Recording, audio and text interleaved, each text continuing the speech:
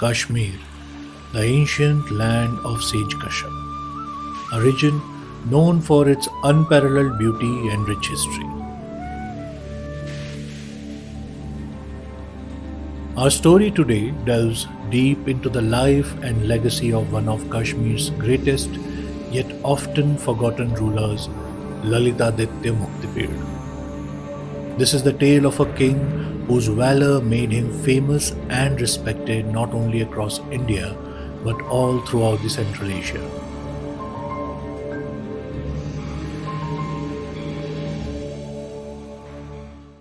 The 8th century was a period of turmoil and transformation for India. The once mighty Gupta Empire had disintegrated by 550 CE, leaving the subcontinent fragmented into numerous kingdoms and chiefdoms. It was during this tumultuous time that Lalitaditya ascended the throne of Kashmir. Born in 699 CE, the third son of Durlabhak Pratapaditya, Lalitaditya became the fifth ruler of the Karkota Kayastha dynasty, reigning from 724 to 761 CE. During this same time period, India faced a new and formidable challenge, the Arab invaders. By 712 CE, Muhammad bin Qasim, the Arab general, had already captured Sindh and set his sights on the kingdom of Kashmir. His ambitions were clear: to expand his territories further into the Indian subcontinent. A very few empires at this time had the strength to resist this new wave of invasions. Among them were the kingdom of Kannauj under King Yashovarman, Ujjain ruled by King Nagbhat of the Pratihara dynasty, the Chalukyas of Badami, and the Rashtrakutas of Manikhet. Yet, the leadership that India desperately needed emerged from the Karkota Empire, with Kashmir and Ladakh becoming the focal point of resistance. To understand the significance of Lalitaditya's reign, we must first trace the origins of the Karkota Kayastha dynasty. The dynasty was established in 625 CE by Durlabvardhan, a Kayast commander in the army of King Baladitya and the last ruler of the Gonand dynasty of Kashmir. The Kayast families, renowned for their exceptional bravery and loyalty, had long served the armies and administrative posts for the Kashmiri kings. Impressed by the capabilities of Durlabvardhan, Baladitya had married his only daughter Ananglekha to him. And when Baladitya passed away without any male heir, Durlabvardhan ascended the throne, thus founding the Karkota Kayastha dynasty. The Karkota dynasty ruled Kashmir and the surrounding regions for over 2 centuries, extending its influence from the Khyber province of the present-day Pakistan to Punjab, Jammu and Kashmir, and Ladakh. Despite ruling for such a significant period, the Karkota dynasty remains scarcely mentioned in the Indian history books, overshadowed by rulers who were far less influential and had lesser capabilities. Durlabvardhan's son, Pratapaditya, who married Narendra Prabha, had 3 sons: Chandrapid, Tarpid, and Lalitaditya, also known as Muktapida. After Pratapaditya's death, his eldest son, Chandrapid, ascended the throne at a very young age. Chandrapid was known for his courage, humility, and dedication to his people. However, his reign was short-lived, lasting only 7 years before his sudden passing, possibly due to illness or poisoning. Following Chandrapida's untimely death, the throne passed to Tarapid, the second son. Unlike his elder brother, Tarapid lacked the qualities of a strong ruler. His reign was marked by poor governance, and he struggled with both internal and external challenges. After ruling for only 18 months, Tarapid too met an early demise, under mysterious circumstances, leaving the throne to the youngest of the 3 brothers, Lalitaditya Muktapida. Lalitaditya ascended the throne around 724 CE at the youthful age of 24. The kingdom of Kashmir at this time was in a dire need of a strong leader. Lalitaditya quickly rose to the challenge, demonstrating a combination of military brilliance, administrative acumen, and a deep commitment to the welfare of his people. Kalhan, the 12th century chronicler, portrays Lalitaditya as a universal ruler, one who not only embarked on extensive military campaigns but also focused on the upliftment of his subjects, the progress of his kingdom, and the establishment of Kashmir as the center for art, culture, and architecture.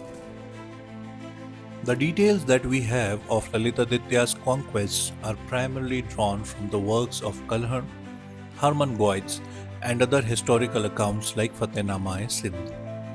According to these sources, Lalitaditya's empire expanded quite rapidly.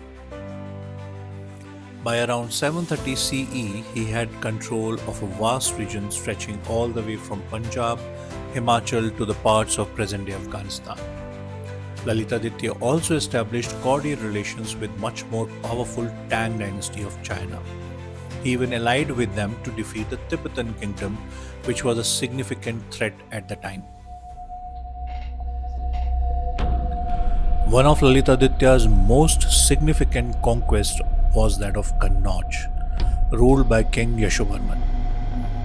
After a prolonged and fierce conflict, possibly fought in two phases, Yashovarman was forced to offer a peace treaty around 732 CE. And with this victory, Lalitaditya's empire stretched all the way from the present-day Afghanistan to Kannauj in Uttar Pradesh. His conquests, however, did not stop there. Lalitaditya continued to expand his empire, subduing regions as far as Bihar, Bengal, Odisha, Gujarat, Malwa, and Mewar. After consolidating his power in the north and central regions of India, Lalitaditya set his sights on the southern territories. His campaigns led him to the present-day Karnataka, where he encountered the powerful Karnat queen Ratta, the ruler of Dakshinapath, who had constructed obstacle-free roads over the mountains and was considered as powerful as the goddess Vindyavasini. Despite her strength and influence, she too was eventually subdued by Lalitaditya. This 14-year-long campaign of conquest across the subcontinent brought immense wealth and resources back to Kashmir, further strengthening Lalitaditya's empire. Around 740 CE, as Lalitaditya returned to Kashmir, the political landscape was marked by rising tension between the Tang territories, the Tibetan kingdom, and the kingdom of Kashmir. After 3 failed attempts, the allied forces of Lalitaditya and the Tang kingdom finally succeeded in capturing Tibet in 747 CE.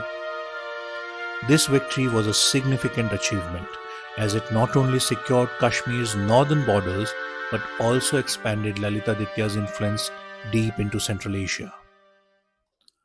By 750 CE, the Tang dynasty in China was in decline, weakened by the An Lushan rebellion. Sensing an opportunity, Lalitaditya launched further campaigns into the Central Asia. He led his victorious army through Tibet to the Turkic kingdom of Tokhristan all the way to the Darat kingdom in the Kishan Ganga valley, reaching as far as the Tarim basin. The Kashmiri forces under Lalitaditya's leadership easily overpowered the local kingdoms, including Kuch and Turfan. The famous traveler Al-Baruni later mentioned in his travelogues that an annual festival began in Kashmir to honor Lalitaditya's conquest of Turkestan, a tradition that continued for many centuries. Lalitaditya Muktapida's legacy is not only etched in the annals of military conquests but also in the grandeur of architectural marvels he commissioned. Under his reign, the stone art and architecture of Kashmir underwent a profound transformation.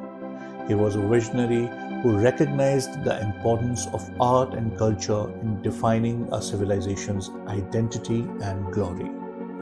This led him to employ new techniques and strategies in construction, resulting in some of the most significant and enduring structures in the region. One of the most iconic structures attributed to Lalitaditya is the Martand Sun Temple, located near Anantnag in Jammu and Kashmir. This temple, dedicated to the sun god, stands as a testament to the architectural brilliance of the period. The Martand Sun Temple is a fine example of Kashmiri temple architecture, blending classical Indian and Gandharan styles with unique elements that reflect the local culture and Lalitaditya's vision for grandeur. Lalitaditya's architectural ambitions were not limited to this single masterpiece. He was a prolific builder who founded new cities, ensuring that his empire's architectural and cultural legacy would endure for generations. According to Kalhar's Rashtarangini, Lalitaditya commissioned numerous other temples across his vast empire, each dedicated to various aspects of Vishnu, including Keshav, Narhari, and Muktaswamin. These temples not only served as places for worship but also as cultural hubs where art, music, and learning flourished. Beyond religious architecture, Lalitaditya also focused on the infrastructure development, which was crucial for the prosperity and security of his kingdom. He ordered the construction of roads, forts, and irrigation systems, facilitating better connectivity within the empire and ensuring the efficient movement of troops and goods.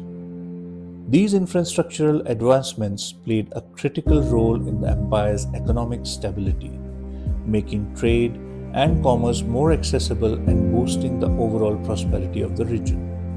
Lalitaditya's reign also marked a golden age for arts and culture. His court became a magnet for scholars, artists, and artisans from across the subcontinent and beyond. By inviting these intellectuals and creatives to his court, Lalitaditya fostered a vibrant cultural milieu that encouraged the exchange of ideas and the flourishing of various art forms. This cultural patronage not only elevated the status of court but also helped in the dissemination of knowledge and artistic styles throughout his empire. Efficient governance was another hallmark of Lalitaditya's rule. His administration was characterized by a systematic approach to taxation, ensuring a steady flow of revenue from the conquered territories. The tax system was designed to be fair yet efficient, balancing the needs of the state with the well-being of its subjects. Lalitaditya also implemented policies that promoted trade, eased commerce, and ensured the equitable distribution of resources across the empire, contributing to the overall prosperity of his kingdom. In summary, Lalitaditya Muktapida's contribution to architecture, culture, and governance were as significant as his military achievements. He not only expanded his empire but also enriched it with cultural and architectural legacies that continue to inspire awe to this day. His reign marked a period of artistic and architectural renaissance in Kashmir, transforming the region into a beacon of cultural brilliance in the 8th century. Despite his grand achievements, the end of Lalitaditya's life remains shrouded in mystery. Some accounts suggest he perished in heavy snowfall near Iran, while others claim he immolated himself after a devastating military loss. Whatever the case may be, Lalitaditya Muktapida stands tall in history as a great king, military strategist, statesman, and a maverick. His name, though forgotten by many, remains a symbol of unparalleled ambition, military brilliance, and cultural patronage. His story, a testament to his enduring legacy, continues to inspire awe and admiration even centuries later. Thank you for joining us as we uncovered the story of Lalitaditya Muktapida. If you enjoyed this deep dive into history, Do not forget to like, share, and subscribe to the Maverick Man channel for more such extraordinary tales of Maverick men and the legacies they left behind. Until next time, stay manly, stay maverick. Jai Hind.